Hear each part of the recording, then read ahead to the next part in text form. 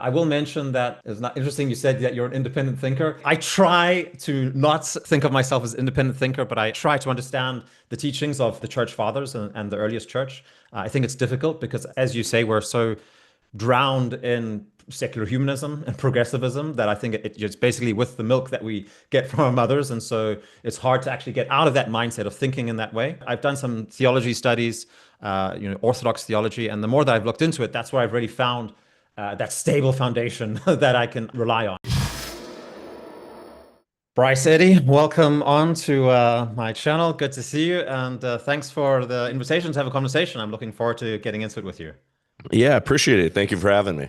Great. So I think I can do a little intro, but I think maybe it'll be best if you just tell the audience who might not know you what it is you're doing, what your focus is, and what it is your mission is with the work that you're doing online on your show.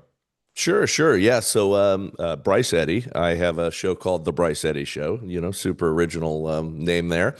I have been a entrepreneur, kind of a many layered onion. My daughter asked somebody one time, hey, Dad, what do I say when, people ask what you do? And I just said, hey, tell them I'm a many layered onion and, we'll explain it from there. But I've been in the insurance business for many years. Here in the United States, I'm a longtime jujitsu guy. I own a jujitsu school that I'm in the process of selling since I moved out of California. But I got a good, faithful guy who's taking care of that school for me, a good coach.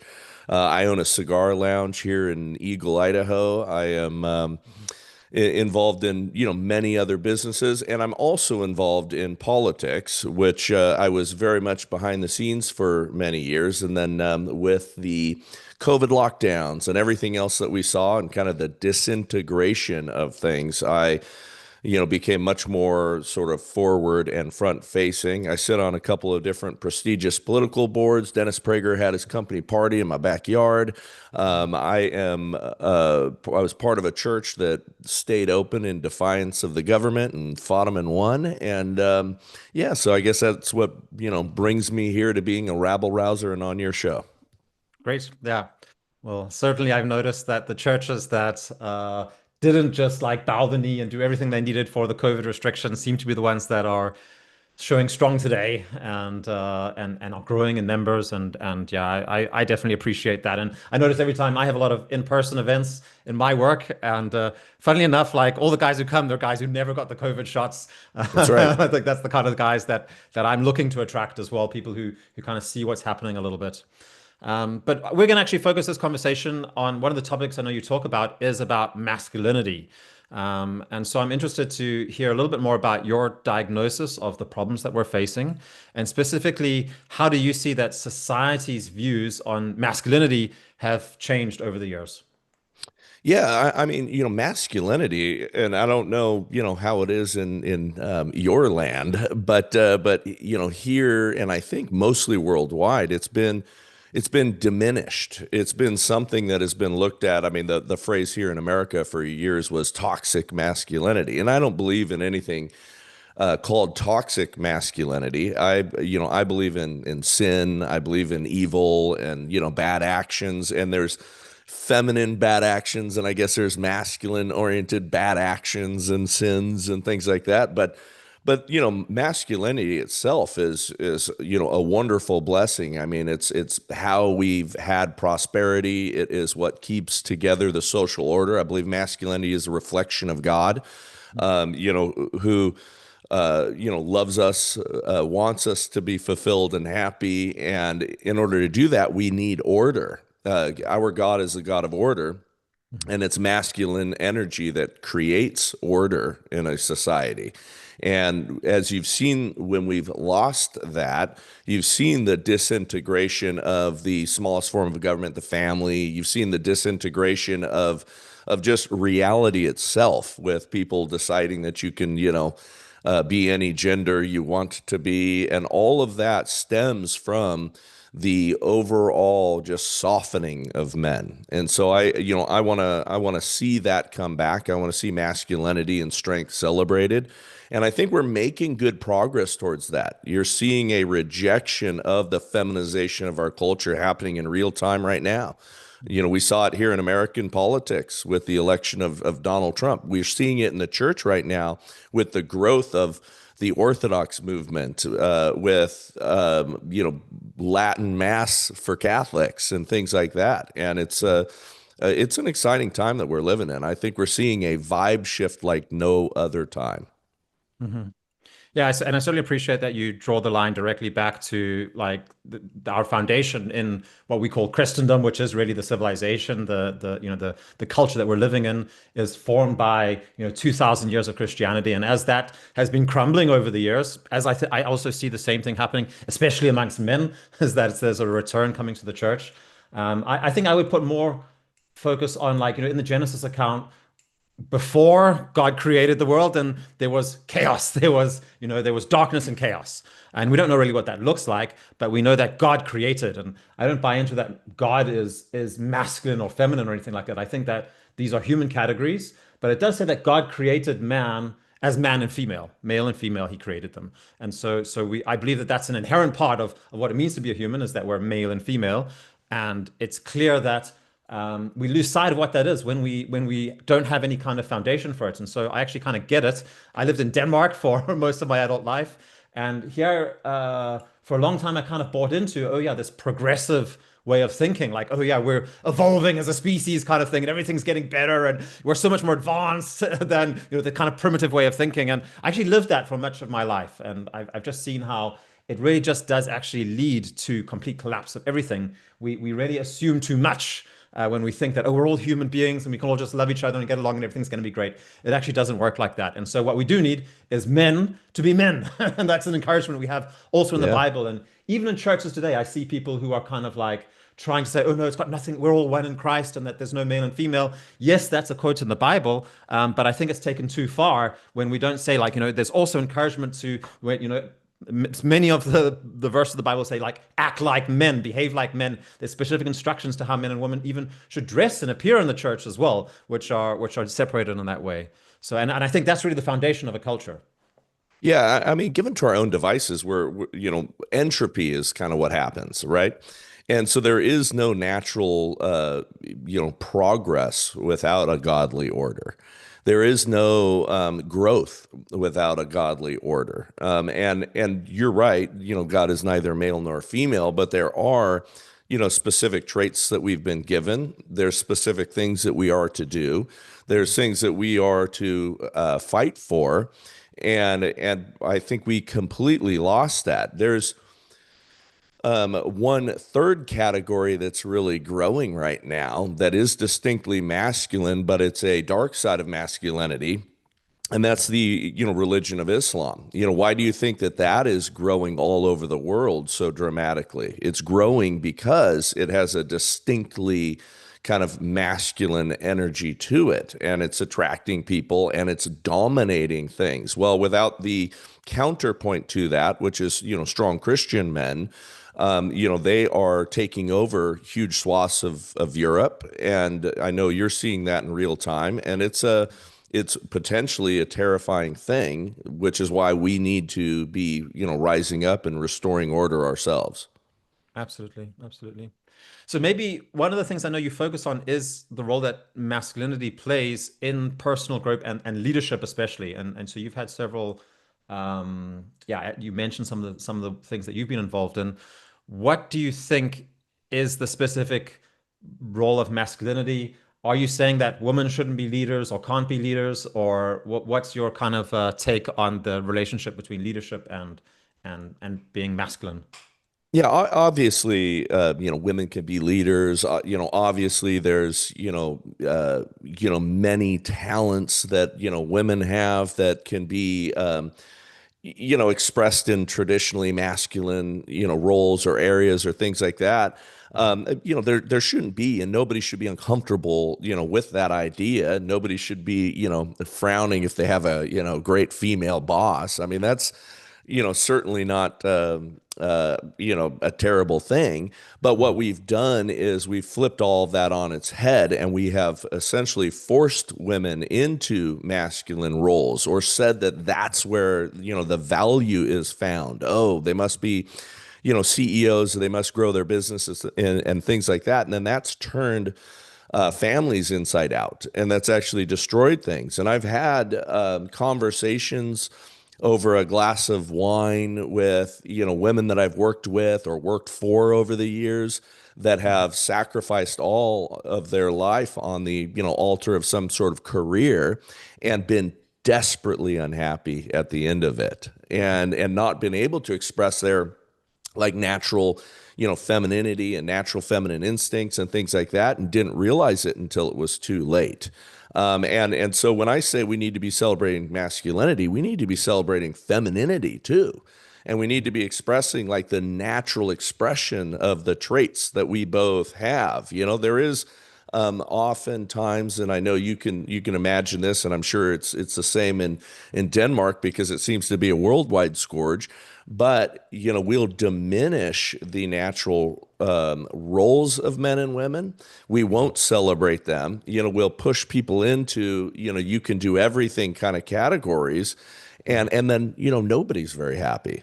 Yeah. It seems like there's a really a tendency to really glorify and raise up examples of females doing very masculine things, and then even and that's one thing, which as long you can think like that's okay as long as it doesn't go overboard, then that can be okay. But then the other thing is praising men for taking on incredibly like putting on dresses and acting in Yeah. incredibly feminized ways, which just really isn't something that's going to be appealing at all. Here in Denmark, we actually have the world's highest female workforce participation rate. And there's a massive social pressure on women to join the workforce, and there's a tendency to look down on women who just do want to be a mother. And incredible resources are activated to push women into this, including doing everything they can to make it difficult to just finance being a stay-at-home mom, and putting in so the average age for children in Denmark is at 10 months. That's when a child will be sent to full-time daycare, state-sponsored Yeah. daycare. And so basically, we're handing over our children to the state to look after by people who are just, state employees and, might be trying to do a good job, but at the end of the day, can never offer the love and attention and care and also the guidance and the, kind of like discernment that a parent, a biological parent who knows that child will be able to give it. Yeah, I could not agree more. I mean, there's the Bible verse, train your child up in the way that he should go, and when he's old, he will not depart from it. There's two things in that verse that are very important there. Number one, it's our job as parents to figure out like what are the strengths of that unique character that God gave us. Who is that personality? How can we equip them for life? The state can't do that. The state, that's not their responsibility. We need to help them find their strengths, mitigate their weaknesses, and create them as, help move them into being the unique creature in God that they were created to be. You cannot outsource that.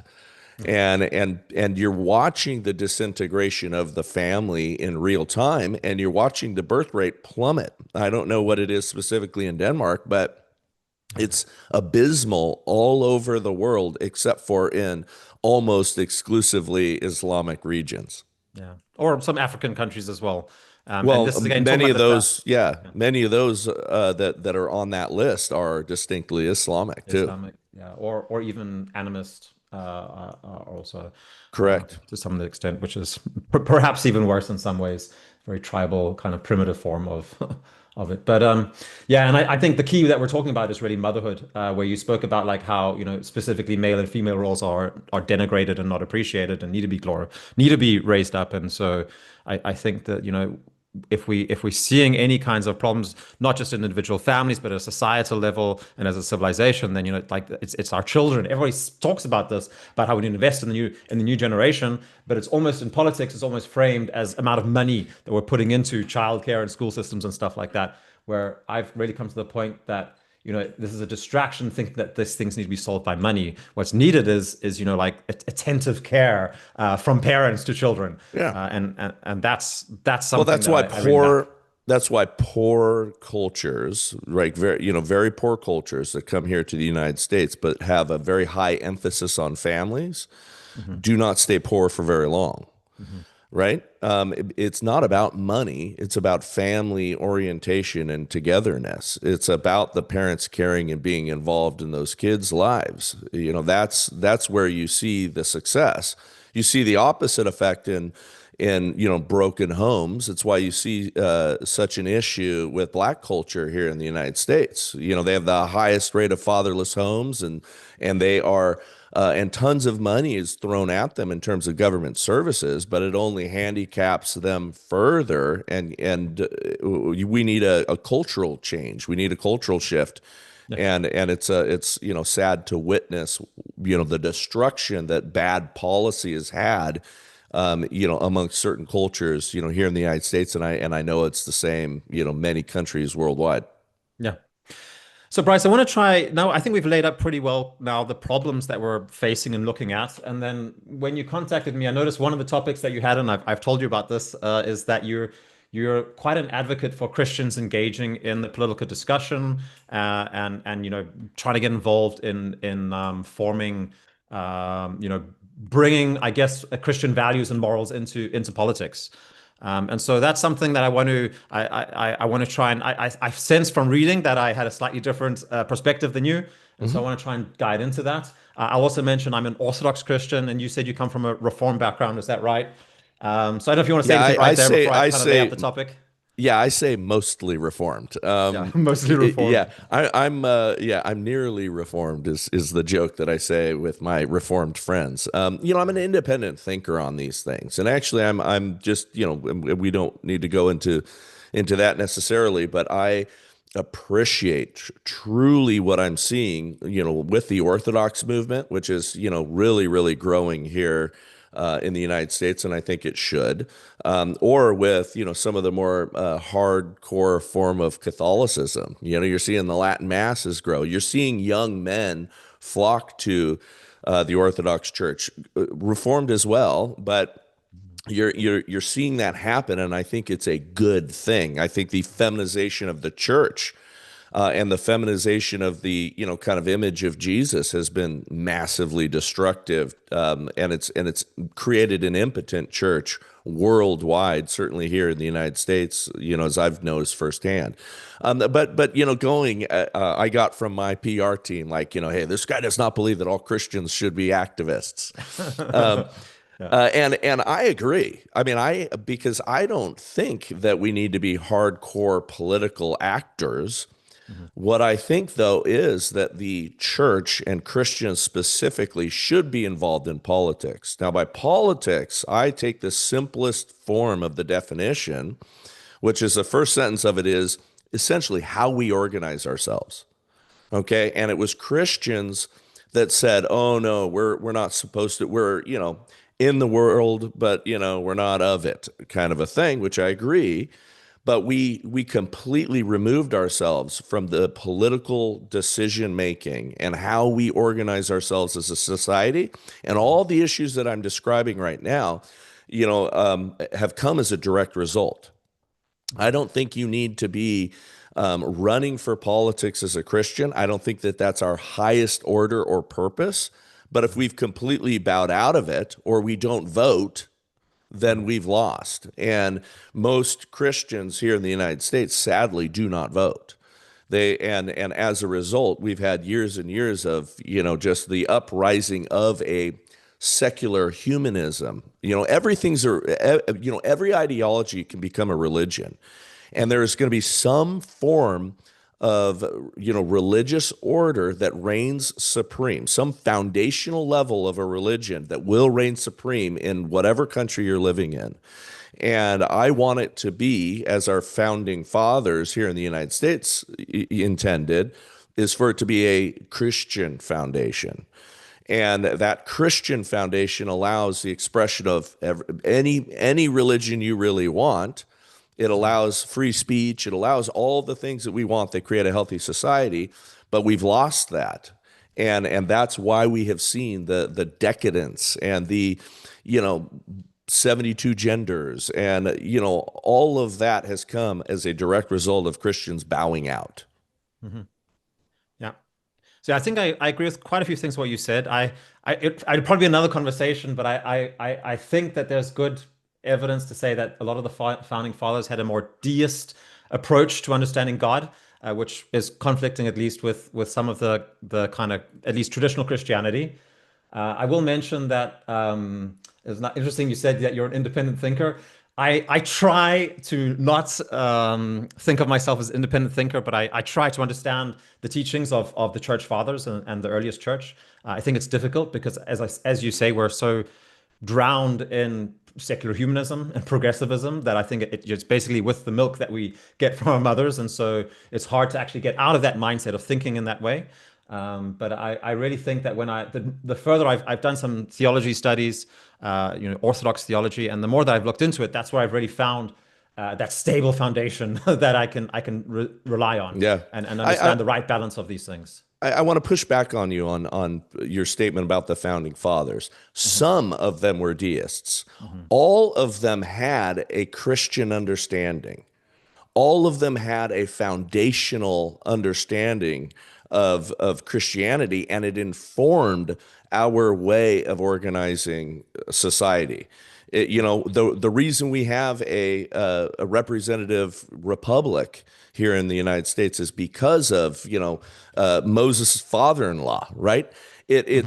We had a deep understanding. It would have looked very, very different had they all been let's call them moderate Islamists, even if they weren't hardcore, let's say Reformed Christians or hardcore Catholics or all those sort of things, they still had a foundational belief system that was built upon that Judeo-Christian model. And that's what I talk about, about us being a Christian nation. People want to reject that and they want to say, well, no, well, this guy, well, Ben Franklin, his position, or Thomas Jefferson, whatever. I get that. Some of them were deists, but they were largely, Christian in their underpinnings. Does that make sense? I'll give you that they were Christian in what I believe, and from an Orthodox perspective, is really a Christianity that had departed from its own roots through over a I don't thousand years disagree. of being separated. Um, That's because that's your obviously there was hardcore many that's your innovations. hardcore Orthodox coming out Yeah, there. And I don't disagree. I really yeah, do not. yeah. Obviously, in the deist perspective, then you've turned a God who is intimately involved in the lives and in his creation to a very distant God who's really far away and so many of these Yeah, thoughts and a ideas actually. clockwinder type. Yeah. Yeah. So we spoke about Father John Strickland, who was just on the Charlie Kirk show today. And It was a the great fourth book's interview. right there. That's his fourth volume history of Christendom. And he describes this really well. So Bryce, we could probably talk about this a lot. I want to get into what I see as kind of some of the risks of a Christian going into um, too much of an activist mindset for an individual Christian to go into political activism. I really think everything you said about like getting involved in politics, I really like it when the church does that. And I see church leadership, especially, as having maybe even underperforming largely in taking a clear stance and having a clear voice out in the public sphere. And then I think right now we have a lot of young men out in society who are coming into the church, maybe finding Christianity for the first time and experiencing that revelation of truth that they're seeing. And then there's very quickly a tendency to see all the problems in the world and to be focusing all their attention on criticizing and, really attacking and even mocking and, using memes on these things to build a very negative, judgmental approach of other people. And a lot of that can be true, but the problem is, just as Paul talks about love, St. Paul talks about love, as if you don't have, if you can have all the wisdom in the world, all the correct ideas in the world, but if you don't have love, then you're just really a clanging cymbal. You're nothing. And so what's needed, I think, is to ensure that our engagement in politics, especially for a person coming into the Christian church, should be very much focused, or should never take away from a personal, inward-looking attitude of humility and repentance. Which is really the first steps into becoming a Christian, is to first, Christ talks about take the plank out of your own eye before we try and take the speck out of the others. I think our society's fed this with a culture of indignation instead of a culture of repentance, which is really the original idea of that's how we attain paradise on earth, is through personal repentance, not through transforming other people, through forcing them to obey our laws or Christian morals through through the system of politics. Oh, I could not agree more. You'll get no disagreement from me. But that's very different than um, abandoning it to the, secular hordes of people who want to actually enslave us all. Like I do not want, there's this term, Dr. James Lindsay, who's a buddy of mine, is getting kicked off of all the stages, around the country and almost worldwide because he's talking about the woke right. Because there's a movement right now of hardcore, uh, you know, Christians of many different ilks that want to force people to behave using laws that are based in Christianity. And I don't believe that we should be doing that either, right? I don't want to have had a bunch of Marxists or lefties using Marxist tactics to subvert and own me. Mhm. I don't want to have kicked them out and then have a bunch of, woke right dudes using the same Marxist tactics to own me. Right? Mhm. I want my master to be God, and I want us to have as few laws as we can possibly get away with, and I want moral law to reign supreme, meaning what's happening in my heart and the decisions I'm making. I want the smallest form of government, which is the family, to loom large, not the Mhm. state. Because what you're talking about is the woke right wants the state still to be in charge. They just Mhm. want it under the banner of heaven. Mhm. I don't want either one of those, and I don't think that's what our founding fathers envisioned either. And so there's a balance there. We should be, you and I, united in trying to have as much liberty as possible reign supreme, and protect our liberty at all costs, right? Well, But what do you mean not. by liberty? What's your definition of liberty? Well, liberty is God's idea, not man's, right? Us being free to choose, us being free to choose Him. Christianity is a grassroots, decision that we make. Yeah. What So what I what think those there's an guys important are. point there. I really like your definition of being free to choose God.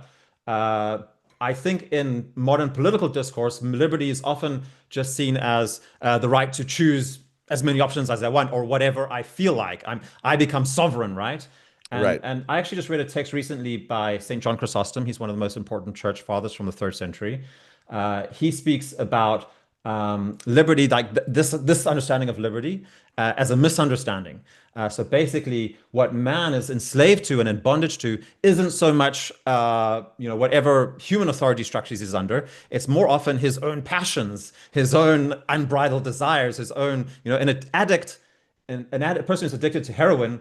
He's not lacking options a lot of the time. He's actually lacking ability to control himself. And Yeah. so freedom is really Self-government. freedom from inner delusion, an inner disconnection from reality, and also obviously it's disconnection from other people as well, as in a kind of in a Christ-like form. And so this is where I think things go wrong, is that often in politics we're trying to just be free from everything, and what it's really is we want to be free more to do the right thing, to choose to follow Correct. God, Yeah, and correct. so that's yeah. Yeah, no, I mean, what the woke right is offering is essentially a Christian form of Sharia. Okay, we are going to force everyone from the top down to have our understanding, to share our understanding of Christianity and follow our dictates. I Yeah. do not want even my Christian brother to be telling me what to do. Yeah.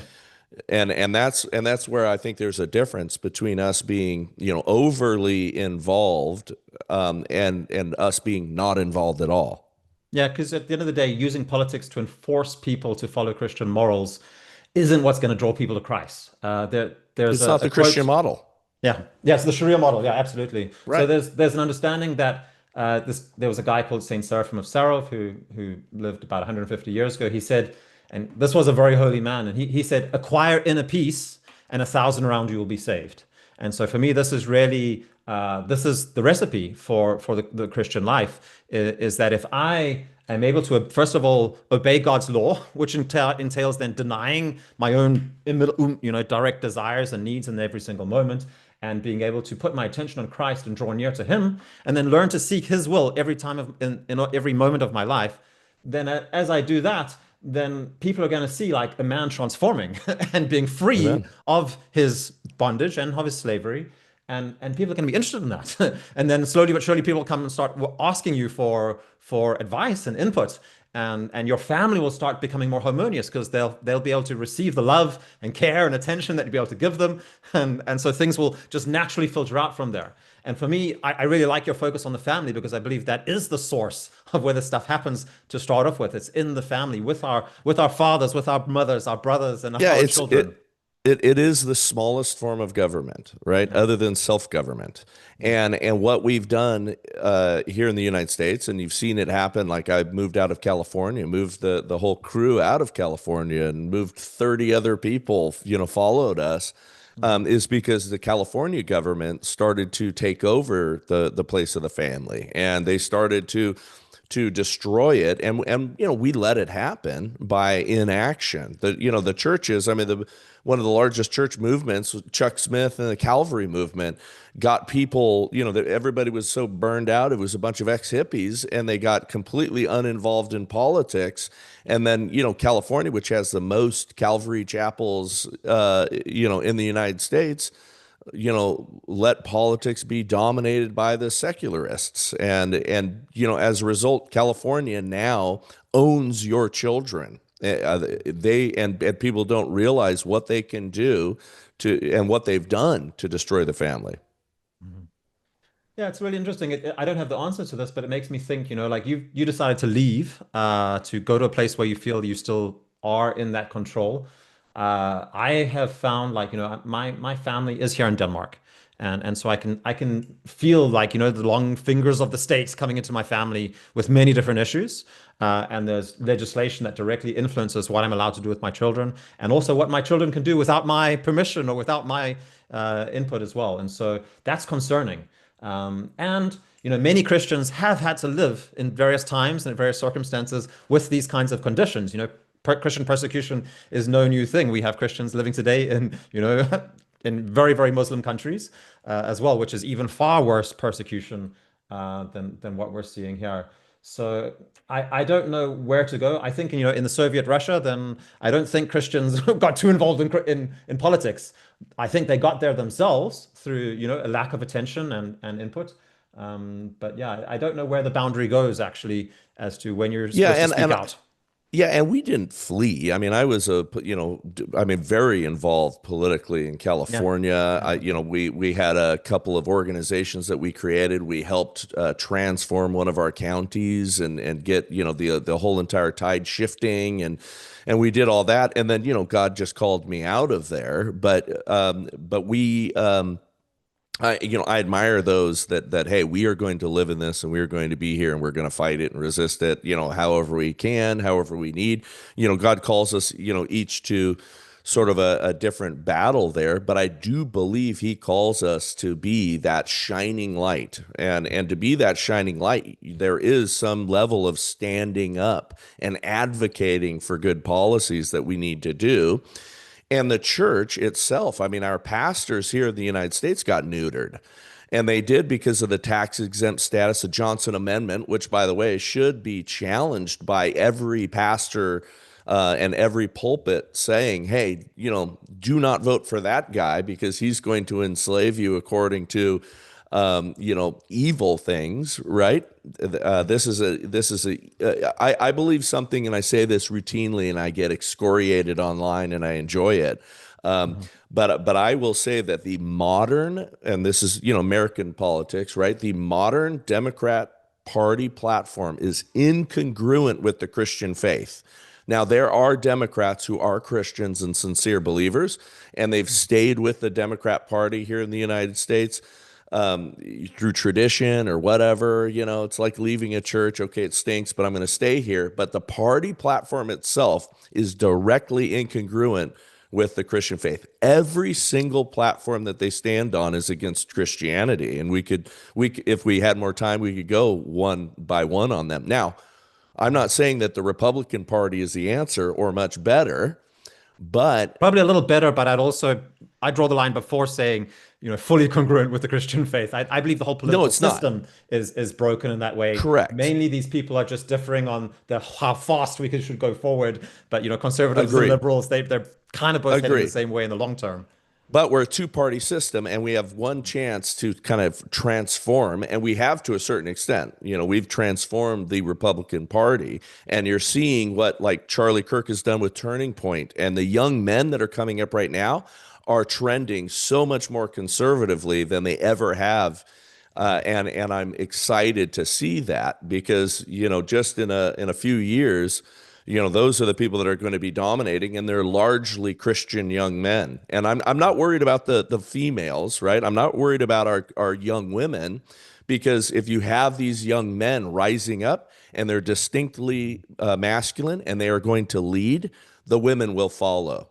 Yeah, yeah. There's going to be some great men that can be great husbands for some wives out there, Yeah, for and sure, I many of think. them are going Orthodox, brother. So Okay.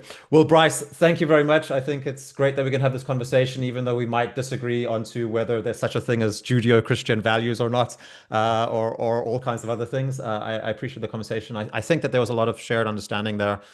So thanks a lot. I'll put the link in the description for the video here if people want to find you and your work a little bit more.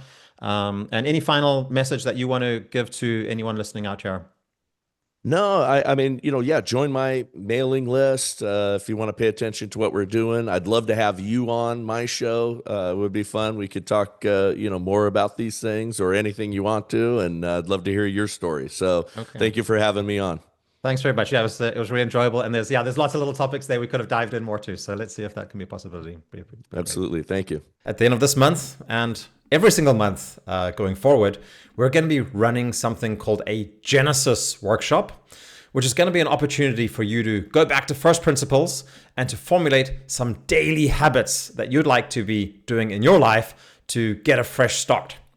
If that sounds like something you'd like to sign up for, it costs 17 euros, that's about $20 US, then we have spaces available. Check out the link in the description below. Thanks.